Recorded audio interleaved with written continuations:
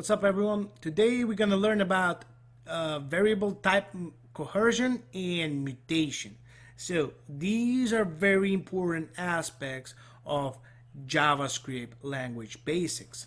Right now, what coercion and mutation means, sorry about this, I'm just going to wait here to open this one. Now, what I'm going to do is actually we are going to put it here and say variable type coercion and mutation. Very good. Now, did I hit it right? No. That's it. Now, what we are going to do, we do have the first name, and I'm not going to comment this one, but we can comment all of these. So if I refresh, I'm gonna be hello world from external file. That's one from here, and that's all good.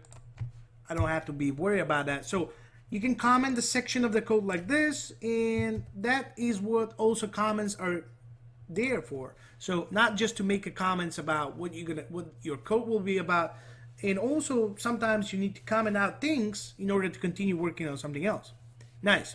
So what is type coercion? So we have the first name, we have the last name, and what we can do here is we can just put those together like in one.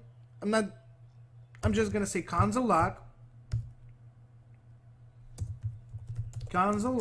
and I am going to join these two. First name. So how we can join two things? We can join two things with the plus symbol. So this is not addition. And underscore last name. Right? So if I do it like this, so this is not going to be first name plus last name. It will be joined. Actually,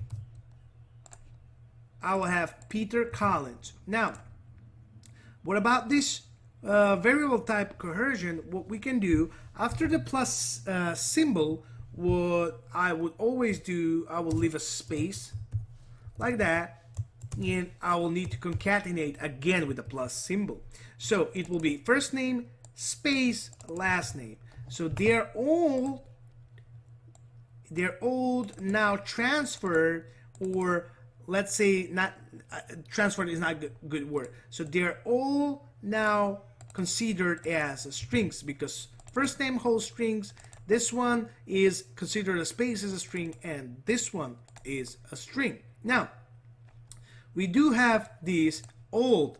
So what we can do, we can just create additional log here and say plus old.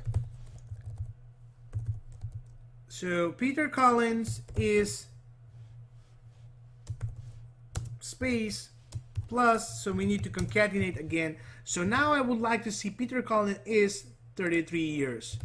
And we can just again attach or concatenate something else, years old, like this.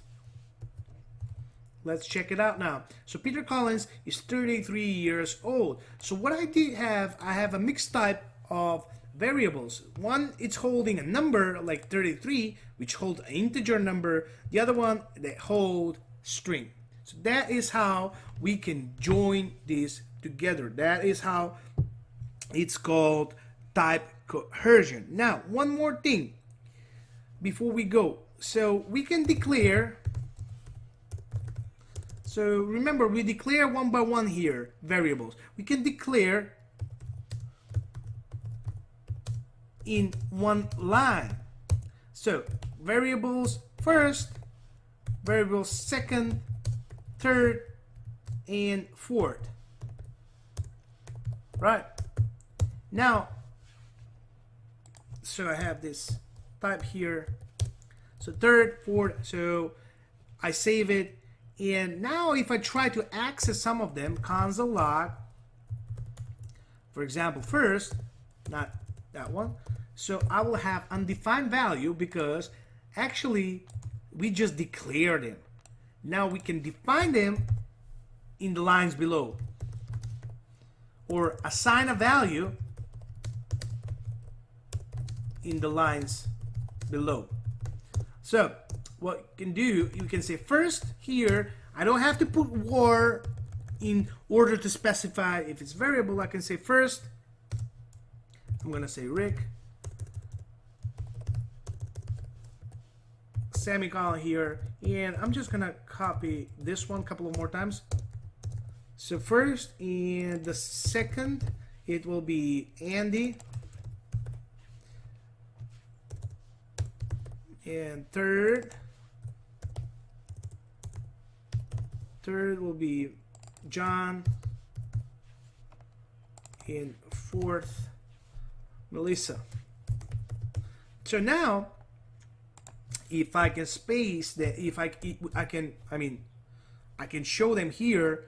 If I do console log first, it will give me not anymore undefined. It will give me Rick. Also, if you want to do, so I'm gonna say plus here, comma, and I'm gonna say here, okay, second, and that will give me first Rick and the second with commas in between.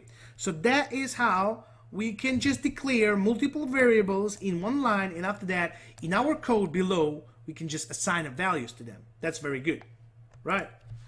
What else we can do here is we can mutate, because the actual was variable type coercion and mutation. Now this is Andy first, and first is Rick, and second is Andy. But what if I change my mind and just want to put a second as a second place? I just want to put, I don't know, Novak. So you should know who's Novak is. Novak Djokovic, the famous tennis player, right? So if I do it, if I copy it right now, and I should see Rick and Novak in a second place, right? This is called variable mutation. So we mutate its value, right? Because here was Andy, now the second place it's Novak, but because we are printing first here, that's why it's grabbing this value, the initial value from Andy. Now we do have different value, and that is why we are seeing Novak here. So how cool is this? We can just change our values as we want in our code as we need them, right? So that is called assigning, declaring a variable, assigning a variable, and mutating. This is called coercion when we put different types of variables with different values inside in one single go, in one single line. So JavaScript is smart and it knows, and that's not the case with other languages, that, okay, I'm gonna just treat them all as a strings. That's all you need to know right now. And I hope you enjoyed this lecture, and we're still working with variables, but it is what it is. So we're learning a lot. Every day something new, every lecture something new. I hope you like. Please subscribe, join me, and help me out to grow anything that I do, grow my channels, grow my projects, grow my courses, because sharing means caring, and I'm caring about you guys. You care about me. That is, I want to see a mutual respect and obligation and love here. So thank you very much. I hope to see you in the next one, and I hope you enjoyed this one.